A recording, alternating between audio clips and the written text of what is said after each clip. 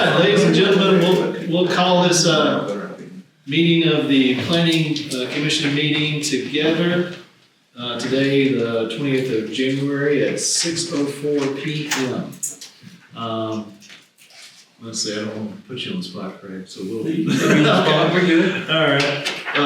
Would you mind giving the invocation? Okay, yeah. Go ahead. Dear Heavenly Father, we come to you in the name of Jesus, and we pray that you just look over us during this meeting, help us make the right decisions for all parties and what's best for the city, and just bless everyone in attendance. Jesus, we pray. Amen. Mr. Kronberg, would you lead us in the pledge of allegiance? All right, I pledge allegiance to the flag of the United States of America and to the republic for which it stands, one nation, under God, indivisible, with liberty and justice for all. All right. So, as a housekeeping matter, this is a planning commission. Our job here is to hear concerns from the public about these proposed rezoning requests or variance requests. And at the end of discussion, we'll vote, and that vote will be a recommendation to approve or deny. That will be carried up to the city council. So we're not an ultimate decision-making body. We just listen, and as citizens in this great city, we make recommendations that can be listened to or ignored. All right. So at this time, I'll entertain a motion to adopt the agenda. No motion. All right, do you have a motion? Do you have a second? Second. Second. All in favor? Aye. Aye. All right. So we'll move on to our minutes from our previous meeting on November 26th, 2024. Any questions or revisions to the minutes? I did not see him. Okay. Okay. At this point, I'll entertain a motion to approve the minutes from the November 26th, 2024 Planning and Zoning Commission meeting. No motion. All right. Do I have a second? Second. No second. All in favor? Aye. All right. They are approved. All right. And then we'll turn over to Elizabeth for our new business. Yep, she's already at the podium. All right, good evening, Chair, members of the Commission. So the first item we have before you is a request by applicants and property owners William and Crystal Cleland for their property located at 11 Ballew Drive North. The Clelands are here this evening requesting a variance to allow for an accessory structure to be located in the front yard closer to the street than their primary structure, or in this case, to allow a detached garage in front of their existing residence. So to provide a quick overview of the site context, the subject property is accessed from Ballew Drive, which is located across Church Street and Old Tate Road from the Pickens County Administrative Offices. The property is zoned low-density, single-family residential, and is approximately 2.7 acres in size, and is improved with an existing single-family residence that was built in or around 1990. And although the property is accessed from Ballew Drive, it technically has approximately 150 feet of frontage on the Old Tate Road right-of-way. And I say right-of-way because there are actually railroad tracks that separate the subject property from Old Tate Road itself. So to provide a bit more of the site context from the ground, to the north there is an undeveloped single-family residential zone property. To the east there is commercial timberland located within Pickens County. To the south there is a single-family residence, also zoned. I'm sorry. Single-family residential, and to the west, across Old Tate Road, there is an abandoned building and an antique store, which are both zoned for commercial uses. So the Clelands are here requesting the variance to allow the accessory structure to be located in front of their primary structure. And our zoning ordinance actually prohibits accessory structures from being located in front of primary structures in all of our zoning districts. And the intent of this is to protect the aesthetic appearance of the city, especially in more traditional neighborhoods or in-town areas where lot sizes are generally smaller and more publicly visible from the street. And so in this case, the applicants are requesting variance relief due to topographical constraints and the property's unique frontage configuration, which I'll get into a bit more later on in the presentation. So as far as the proposal goes, on the left, I've included some renderings of the proposed garage. As you can see, it has 2 bay doors, and each bay will be able to accommodate 2 cars, so it's a 4-car garage. And then on the right side, I have a context image looking towards the applicant's residence from their driveway, just kind of showing where the proposed garage will be located in relation to the existing residence. So when we consider a variance request, we look for unique conditions that would warrant relief from our zoning ordinance standards. And so in this particular case, there are a couple of different factors that limit the ability of the owners to reasonably construct their proposed accessory structure. The first of which is topography. So this is a topographical map of the subject property, and as you can see, about approximately 2/3 of the property experience an elevation change of more than 115 feet. And so this elevation change likely informed the location of the existing residence and has now basically left the only developable part of the property as being within what we would consider to be that front yard. And then in addition to the challenging topography, the property also has a unique frontage configuration. So this image is taken from Ballew Drive looking north. There on the left, you can see where Church Street falls, and then we've got Old Tate Road there in the middle, and then you have the railroad tracks before you hit Ballew Drive and the subject property. But I think this image goes to show that there's a meaningful physical and visual separation between the public roadways and the subject property. And I would also like to note that the subject property is set back more than 150 feet from Old Tate Road. So this is an additional context image looking east from Old Tate Road, and you can barely see the roof line of the existing house, and the garage will probably be sort of in a similar fashion where the significant grade change and the existing tree lines will really obscure it from the public roadway. I'm sorry, you probably said this, is Blue Drive a private drive? No, it is a public roadway. It is both. So when we evaluate a variance request, we look to the criteria in section 94-210 of our zoning ordinance. And the first criteria is that there are exceptional conditions pertaining to the particular property in question because of its size, shape, or topography. So staff believes that the challenging topography does limit the ability of the applicants to reasonably construct the detached garage behind their existing residence. The second condition is that strict application of the ordinance to the particular property causes an unnecessary hardship. And here again, staff believes that this criteria is met due to the challenging topography and the limited area where the structure can reasonably be built. The third criteria is that such conditions are peculiar to the particular piece of property involved, and staff also believes that this is met because of not only the property's topography, but the topography in concert with the unique frontage condition is unique to this specific lot. The fourth criteria is that the unique conditions are not self-imposed by the property owner, so again, the topography is clearly not imposed by the property owner, and then the unique frontage conditions were also not created by the owner. And the fifth condition is that relief, if granted, would not cause substantial detriment to the public good or impair the purpose or intent of our ordinance. And staff believes that the unique frontage configuration will effectively mitigate any visual impact from the proposed garage because it will essentially be imperceptible from public view. So with that, staff is recommending approval of the request subject to conditions. The first condition is that the applicant shall obtain all required permits prior to commencing construction, which we believe that they intend to do. They've already submitted their permit package for review. The second condition is that the proposed garage shall comply with all applicable front and side setbacks for the R1 zoning district.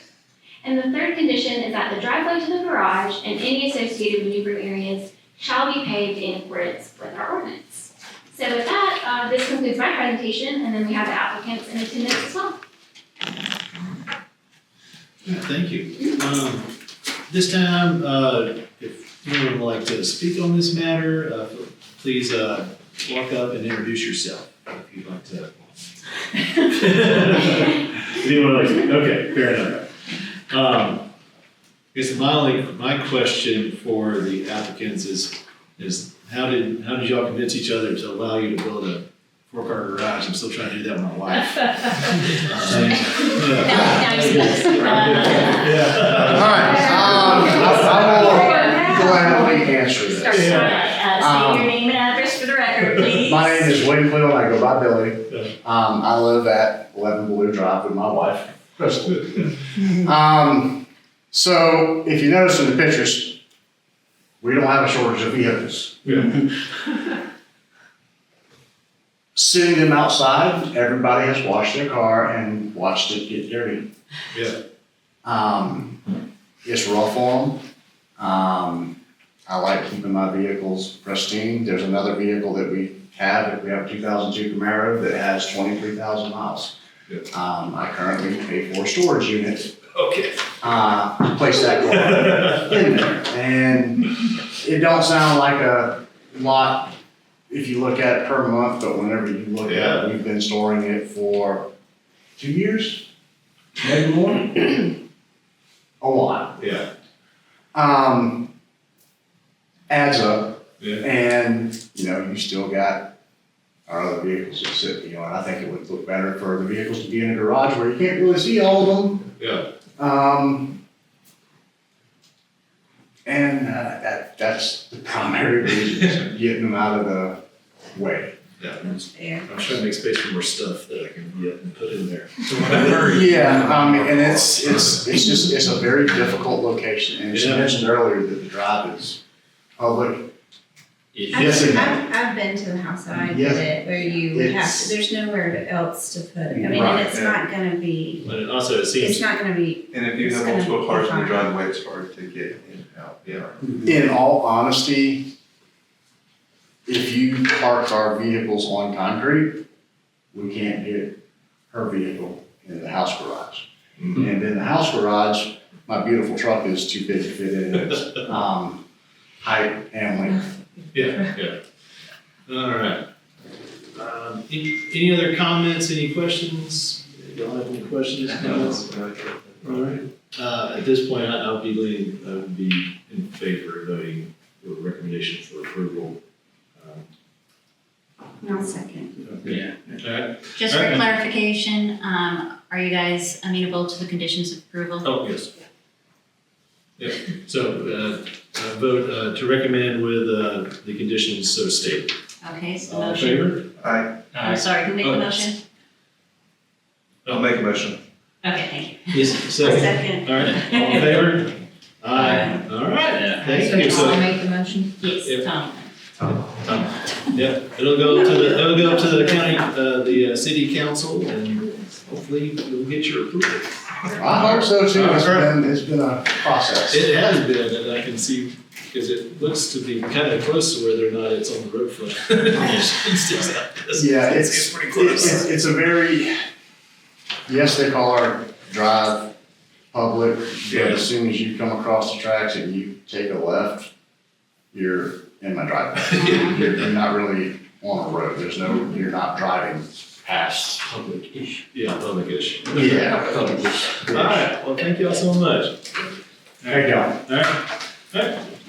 At this time, Ms. Burgess, if you could talk to us about item number 2. I certainly can. Members of the commission, chair.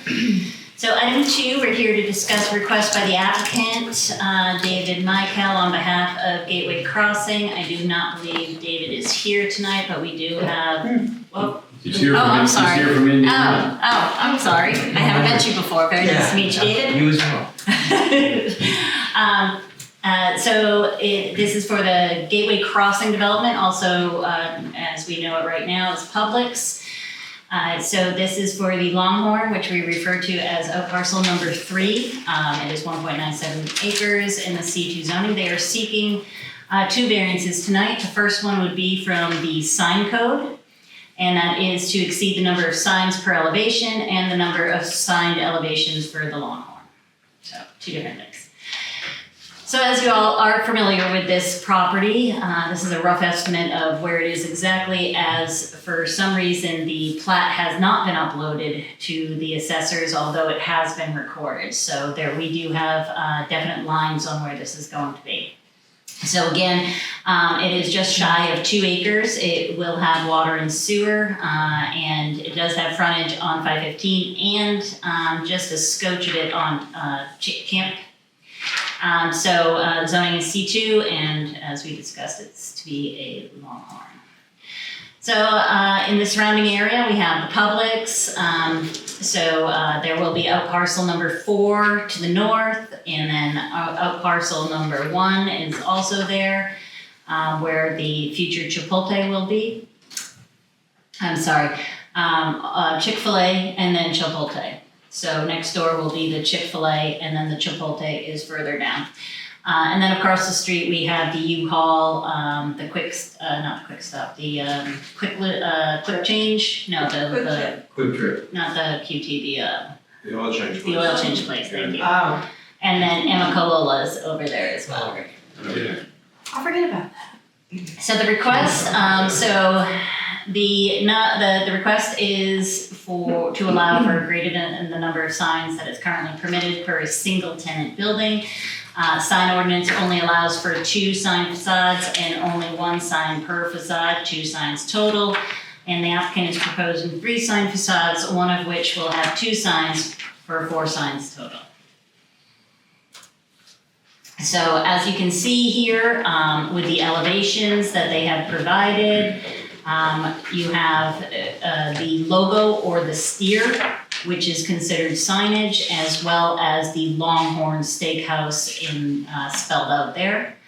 They will also, where you see the E, they will also have a monument sign as well.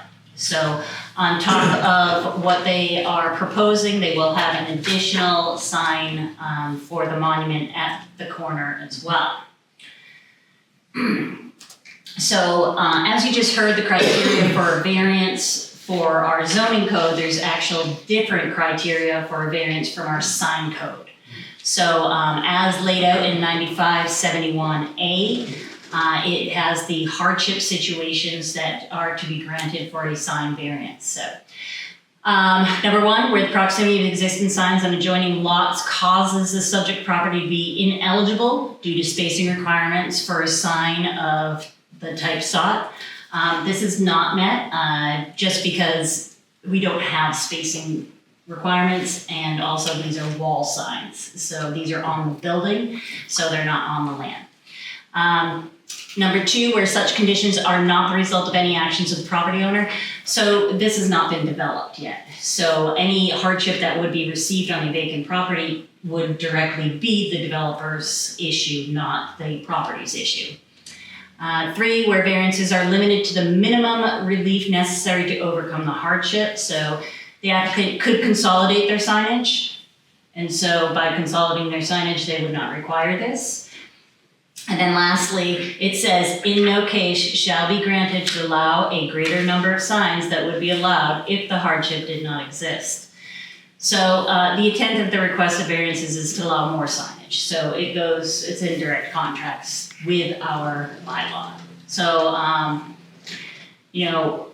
with the way that the code is laid out, staff recommendation would be for denial due to the language in the ordinance that is very specific. So again, the language for a sign code variance is different than the variance you just heard because of it does not deal with shape, soil, or topography and other things that may be quantifiable as a hardship, where here it's more, why is this a hardship for you to put more signage up?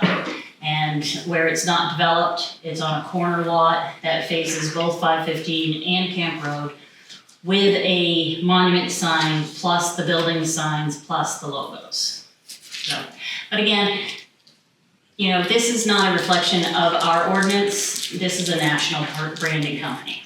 But as you may have seen in other areas where national chains have been made to comply with sign codes, from being from Massachusetts, where we have historic districts and so forth, Dunkin' Donuts, McDonald's, the Golden Arches have been made into wood arches. We've had, things like that. So it's not unusual for a national brand to seek variances, but also it's not unusual for a national brand to comply with zoning. So. All right. Thank you. At this time, if anyone would like to come to the podium to discuss the variance to or pro, please approach and state your name and address for the record, please. Hi there, my name is David Michael, I'm from South Bend, Indiana. I work at Site Enhancement Services, and we handle all of the branding concerns for Darden restaurants, Longhorn, Olive Garden, Cheddar's, what have you. So today we're looking to respectfully request a variance from the sign code to allow for 4 signs on 3 elevations. So we'll have the channel letter set on the front. Says Longhorn Steakhouse along with the Steerhead logo. On the left elevation, another channel letter set, and on the right, another Steerhead logo. The channel letters are 68.9 square feet, and the Steerhead logo is 19.7 square feet. So we're looking to just allow for motorists to identify the building through an efficient transfer of information while implementing wayfinding elements that alleviate confusion for voters as opposed to creating it. There is quite a grade change. Longhorn Steakhouse is much higher than the nearby roadways there, and the speed limit, the intersection, I know probably locals, everybody, you can go right through there, but me today, just driving through there, I'm like, all right, let me make sure where I'm going. I'm really focusing on navigating my car. And also trying to look at the site and get my eyes on it for the first time in person. And just noticing it's got great visibility, it's on the corner, and the channel letters facing the west. This is going to be very important just because the monument sign's on the east side of the property, and the channel letters here on the west, or on the left. You got great visibility from there, and that's basically the only sign you'll be able to see approaching from that direction. And then as you get onto the property, the Steerhead logo on the right also kind of helps with wayfinding it. It's like, all right, that's the steakhouse that I was looking for. No Longhorn Steakhouse huge, it's just another thing where people are already on site, and it's not really gonna have any off-site impact. It's not a very big sign, it's just really there to break up the monotony of the empty elevation that's there. The architecture's been designed to house signage, and the Steerhead logos are just adding life to the building in the center. And I also just want to point this out, there could have been a code change, but as I was driving around, just noticed Bojangles had 3 signed elevations, Waffle House, Dairy Queen has multiple signs on one elevation. So it's not like we're asking for anything out of the ordinary. I know if you're looking to minimize the wall signage with the code change, I understand, but it will not stick out. With the grade change, you'll be able to get great visibility, so you'll be able to identify the building, then focus on maintaining your spot on the road, and then safely navigate using the monument sign to get into the parking areas. So basically that's what I have here. I'm here to answer any of your questions as well. We are not trying to ask for anything extra. We took the site in, it's got great visibility, but you do have to kind of drive around the back side of the property to access everything. And I know if you do a 180 couple turns, you're looking, there's the Publix, where am I going? Okay, there's the City Hospital. That's basically, we're just trying to tell a story and get people safely into parking areas. Yeah, we did have a sign change, we're gonna change. We did change Yeah. our sign ordinance. I just have one question. Will you guys have placards on the 2 large monument public signs? So that I'm not 100% sure on. I know we've been working with the developer who's here tonight. Okay. Okay. So this is our sign package. Yeah, I wasn't sure if there was gonna be something in the future or not. I'm just working on these signs right here. But yeah. So as you guys have seen going through there, Publix has put up their 2 monument signs. Yep. And so they all have 4 vacant slots on them. Yeah. So that was my question, was Yeah, to see if you were gonna have the additional signage on that as well.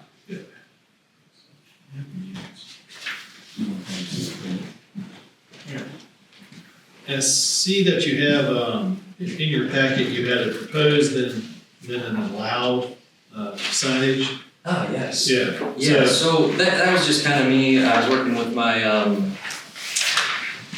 designers back at the office. I just kind of wanted to draw a picture of what we could Go with code compliant. We're just trying to make the signs look good on the building and make sure people can identify the building safely. I like the paper place. In Texas, we have I think it's like a 60 square foot steer head logo going up on the side of the Longhorn. That's pretty cool. I like the steer head logos. I have no further questions. We have somebody. So did you want to? Sure. My name is Will Cobb with Wilco. I'm actually the property owner and developer of the site. And so I'm always very careful, one, of who we put on the site, what the look is. You know, I sign off on all their plans, lighting. You know, so even like Longhorn's site lights were probably 3 feet higher than Chick-fil-A and vice versa. So I went back and made everybody had, you know, straight across, so it all looks good from the street. You know, so when I pulled into town, I saw the old Lawson Chevrolet building. I think we've kind of improved upon that, you know, to make it all look nice. These guys do a good job, and, you know, what they're asking for really here is the same thing that they have at all their stores, you know, for the most part. You know, you pull into any town, hey, you know, it's a Longhorn and whatnot, but, you know, make everybody do heavy landscaping. You know, we want a nice look from the street, presence. And Mr. Buckle, who will speak on the next item, but, you know, when we get together with all these tenants, you look at your spacing. We do visuals, sight lines, because there's a lot more thought involved than just, you know, throw something on a piece of paper and throw your stuff up, because we want it to look right. And Publix wants everybody to look right too, you know, chicken salad chick and tropical smoothie, and they all have their brands. But I think we got a good collective group, and these guys are gonna do a good job. And Longhorn is very excited about getting started and, you know, serving steaks. So if you can ask, if you need me for anything, I'd be glad to answer or anything else. Thank you.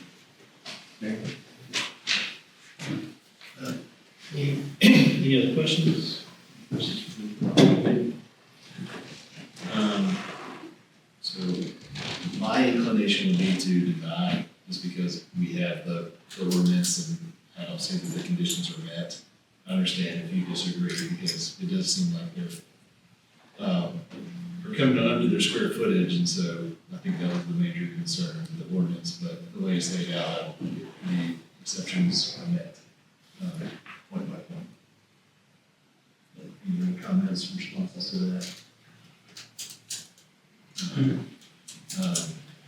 So at this point, I'm sorry. I mean, I think that they're looking for a trademark value. That's part of their business, and that's part of what they're looking for as a business. And I think that, you know, that in this particular case is kind of what we have, the recommendation where they can file for a variance. Yeah. In that intersection, as traveling it pretty frequently, it's pretty tumultuous in general coming through there. So I'm not opposed to the signage where people can kind of see what's coming up before they get there and try to make the decision at the intersection. That could be treacherous at times due to the traffic going in and out of there. Is there a reason why you're not looking at putting your signage on the monuments that Publix already has? Yeah, please. Yes, I control that. And so, you know, with the monument signage, we've got the shops in the back. Mm-hmm. You know, so all the shop guys have to have signage as well. You know, that's for Lush Nails and all the sandwich guys and all those kind of things. So, you know, each lot, when we designed and it was zoned, you know, they do have a monument sign on each lot. I don't know when the code was done and changed, but, you know, this is the same plan that we submitted to the city. I mean, the whole layout, because technically, you know, the grocer doesn't like sit-down restaurants. You know, they want to have people come in, out. They don't want somebody using their parking, coming over, sitting down, and, you know, that's a shopper that can't go. So we actually worked all this out, 2019. Probably, you know, time has moved on. But, yeah, so the city actually saw this when we got the variance for the Chick-fil-A. You for their signage, dumpster, all that kind of same thing. So it's not like really a surprise, but, we're only allowed to have so many panels, on the monuments.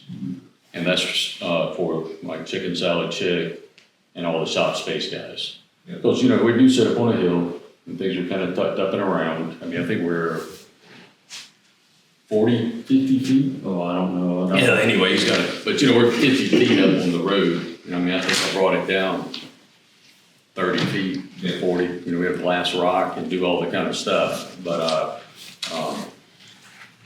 that's just kind of that's their normal signage. I don't know when the monument, ma'am. Chick-fil-A did a variance for their signage. I know they did for their dumpster. I know we did for the dumpster. Did we not do that on signage? No. No. So also, Will, you stated, they are going to be over the 200 square feet allowed and the 2 signs. So they are over with their signage requirements Oh, okay. for the size as well. Oh, gotcha. For the allowed size. just- Exactly, So exactly. that would be the one that they could do if that was allowed. So, they could Then you'd be allowed actually another one. remove a longhorn, A steer. a steer, Steer, I'm yeah. sorry, a longhorn, a steer. Same thing. And still, have the longhorn signs, cause I believe they were 89, 86 square feet? 68 point. Oh, 68, yeah, like, Yeah. so the 2 Longhorn actual channel signs Yep. that say the business's name and everything, they would be under our requirement of 200 square feet. It's all the emblems and the logos that they're adding. Yeah. So, I think that they would, one says Longhorn, one says steer, cow, what did I call it? Yeah. Longhorn, Longhorn, steer, whatever it is, Alright. But again, it's a brand, so. Yeah. So Will's doing Alright, so at this point, that's seem pretty divided. So, I'll move to deny. Do I have a second? I'll second. Second, all in favor? Aye. All opposed? Nay. Nay. So I guess we don't have a recommendation from the city council. Alright, that is fine. All right, that's fine. All right, so we'll move on to item number 3. If you would take that, Ms. Bruce. No problem. So this one is for the dumpster location. So again, same property. It is the almost 2 acres, the corner lot at 515 and Camp. So the variance request is to put dumpster in the front of the primary building where our ordinance prohibits that. They want the dumpsters located in the rear. So there is the decision that was made because access is off of James Drive, that is indeed their frontage. And so they would like to put their dumpster on the front versus the rear. So again, now we go back to our old variance criteria as well. Now, obviously, soil shape and topography don't comply. Particular property, hardship, it's vacant, it's,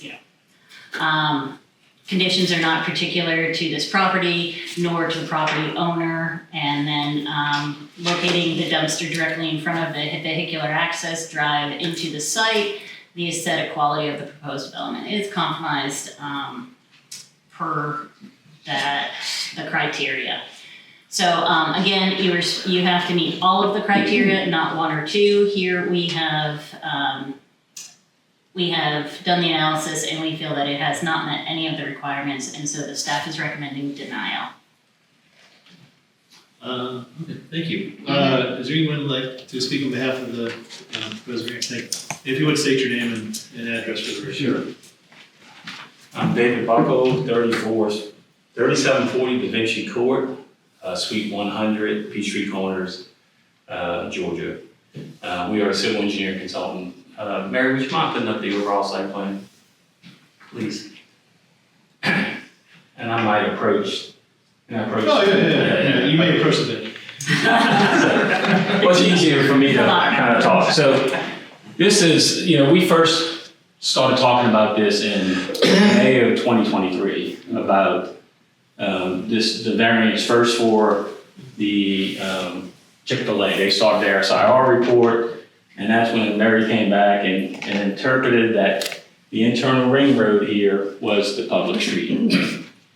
We did not agree with that, just so you know, and we made our case that our frontage roads are 515 and Camp Road.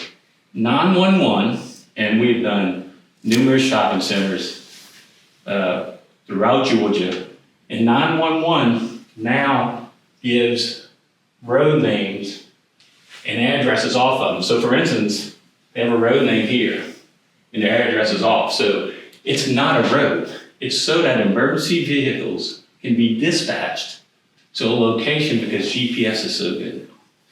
So we've been fighting this, and when we went through this, and we made out comments that we didn't think we needed a variance because this is the rear, Mary said, you have to go get a variance.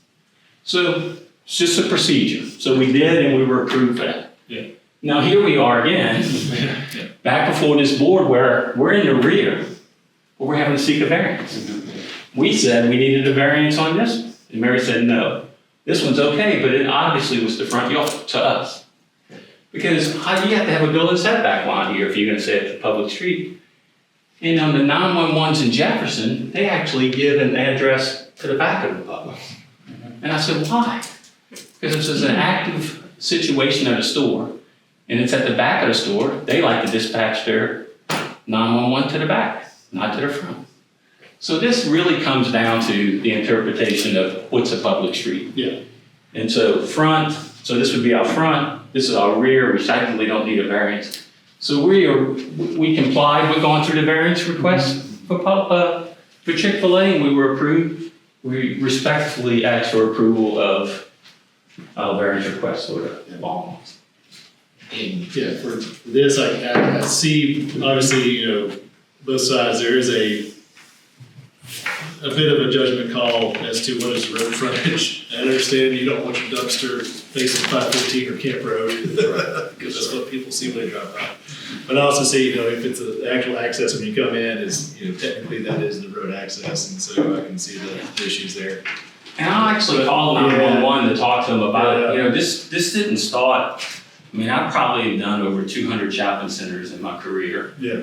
And the way they used to do these is it would be off of Camp Road, right? Yeah. So you would have been 1520 Camp Road for the Publix, and it would have been, the shops would have been 1530 Suite, whatever, so Camp Road. And if you really go look at the Walmart, which I did years ago, it's none, it's off of the main roads. But because of what's happening in the world we live in, and I talked to 911 about it, and because of the accuracy, they said GPS was within 3 feet. They've started addressing these things because they can dispatch exactly to the location. So it's not a front, because if that was the case, why do we need a front setback for the Publix? Yeah. You can't just interpret it in one spot. So we respectfully ask for approval of this variance. Yeah, I get it. It's the codes aren't matching up to what's happening in the world. So the Longhorn front of the business is going to face Camp Road, Yes, so this is the entrance to Longhorn, right? right? So that is, if I was looking at, that is the front of the building. That is the front. If it had a front door, that would be the front door. That is the front door. Okay, so it's facing 515 / Camp Road. And the entrance to the Chick-fil-A is on the side. Yeah. And actually the entrance to Chipotle, because of the way their circulation works, they want their door here because their customers come in, they like in the park, come in the store. If they go through the drive-through, they leave, right? Because if you face it the other way, it wouldn't work for the drive-through side. So again, front, just like front, rear, sides. And we actually submitted all our plans with our buffers and our setbacks, because you can't just interpret it one way for one thing and another way for another. So, respectively, we disagreed there, but when we were told it's just a formality to go through it, we went through it. But now here we are again, we're recommended to a denial, and that's the problem. The other thing is, Longhorn's operations has it attached to the building. So their dumpster's not remote from the building. So it is attached, so it's a big deal. So we don't even think we should be here, but we are because of the precedent that was set previously, and we just asked for approval. Thank you so much. And, and I agree that it's not clear and that there's interpretations that obviously differ, and I appreciate what the committee, what the zoning board. And I do too. Yes, I am the zoning official Zoning as official, well, yeah. so that determination is left to me. Yeah, so I know Mr. Buckle has done 200 of these, but in my 20 years of experience, I have determined several frontages. So, I'm confident that this road, although, it is an interior road, it is actual road, and it's built to road specs, so I consider that a right of way. Yep. So, like Mr. Buckle said, we are going to have to agree to disagree, just like we did with Chick-fil-A. And I will, if I may speak, on the other public deals that we've had like this, the other cities did not interpret the GIS as a public road. Mm-hmm. Public road usually had right-of-way, limited drop cut spacings, so forth. And so that is a parking lot, internal access. And again, I understand what Mary said, and so we went through the variance process, because that's what we were told to do. But then to get hit with a denial is really tough. But it is private.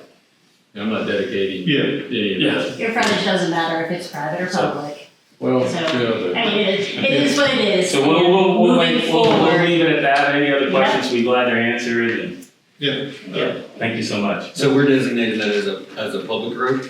No, it is a right of way. Okay, right away. So it has access, it is considered private, so they'll be maintaining it. Okay. But where they have a James Drive and they have an actual road that it has been named, that is, according to planning professionals, how you determine where the frontage is where you access the property, not the restaurant. So yeah, I understand that, and someone with 911 experience as being a dispatcher for 13 years in my previous life, is correct about the way that they dispatch previously, and with the GPS being what it is. Previously, we would just dispatch them to. we don't have the next generation yet. You don't have next gen, so. No, we don't have next gen, so more than likely, people will say the Publix. Yeah, so they're gonna give you they're gonna say Publix, and what's gonna be entered into the computer is gonna be the Publix, and they're gonna put it in as a Longhorn. Yep. So, understanding both sides of how the GIS works and while they're giving them addresses, planning to go to the Gen 3 where they're dispatching via, more coordinate based and everything like that. So I get where he's coming from. And I understand, I've heard personally, I think, with personally as a resident of the county, if I were to go to Longhorns and I walk in and the dumpster's on the front of the building, that's not something that's gonna be very appealing to me as a resident, knowing that, there's gonna be smells and such. I understand where you're coming from. I was in retail and we dealt with this over 20 years. And if we turned all those buildings around, for the front would be facing that front road for we could put the dumpsters in the back, that would not be very pleasant to see from 515. And I understand you're trying to have a look from 515 as people are driving by, so I understand where you're coming from. And again, and I've said this, and I know it's interpretation, and again, I respect everything Ms. Burgess said. The other Publix projects, the internal roads by 911, by the other planners were not considered roads. So this is the first time we've run into it. Well, I will tell you that the 911, the GIS systems and all of those are different county to county. Sure. And how they acclimate and how they determine what roads are and how they're gonna dispatch as internal per the county. No, I'm saying the planner did not consider it a road, so. And again, I think that's where we're at. I'll leave it at that. Hopefully we'll get a recommendation for approval to move on to city council, so. Thank you so much. Thank you. If I may, think about the point that, due to the property and it being on 515 and Camp Road, we couldn't get any cuts off of those roads, either. And so when you pull into town, you want to have a great look, for the city. And, that's why we designed a lot of this that way. So when you look, it's something everybody be proud of, a long time, so, yeah. Okay. So my thought at this point is, I understand how, I understand how the city staff came up with their recommendation, for just going through the checklist. Yeah. But I think because of the orientation of the property, and I think this is a reason for a variance, is they're putting they're putting the entrance towards the highway where the majority of traffic is, as opposed to the frontage on the back where the actual access is for that entrance. So that apply. So given that, my recommendation would be for approval. I'll second. Oh, we got to make a motion. Yes. Oh, sorry. Let's make a motion. Chair cannot make a motion. Yeah. Okay, is there a second for I'll second the approval for the variance. the variance for the dumpster as located?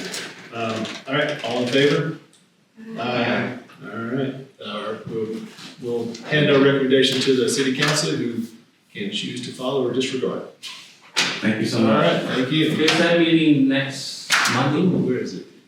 Whatever the third is, Yeah, it's not- 6 o'clock. Okay, thank you. All right, seeing no other items for new business, is there any old business? Hearing none, I would entertain a motion to adjourn. I'll make a motion. All right, second. All in favor? Aye, all right, our meeting is closed, thank you. Adjourned at 6:50. All right.